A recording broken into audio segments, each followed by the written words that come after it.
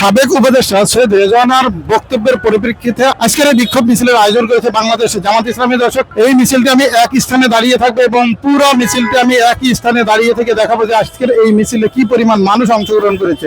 আজকের বাংলাদেশ জামাত ইসলামের পক্ষ থেকে একটি বিক্ষোভ মিছিলের আয়োজন করা হয়েছে। দর্শক, সামনে রয়েছে নিরাপত্তা বাহিনীর বহর, আপনারা দেখতে পাচ্ছেন হাতে হাত মিলিয়ে সামনের দিকে অগ্রসর হচ্ছে। আমি এই মিছিলটি একই স্থানে দাঁড়িয়ে আমি আপনাদেরকে দেখাবো শুরু থেকে শেষ পর্যন্ত এই মিছিলে আজকের কি পরিমাণ মানুষ অংশগ্রহণ করেছে সেটুকু আমি আপনাদেরকে দেখানোর চেষ্টা করবো। দর্শক, বাংলাদেশ জামাত ইসলামী যে কত একটি সুশৃঙ্খল দল এই মিছিলটি দেখলে আপনারা বুঝতে পারবেন।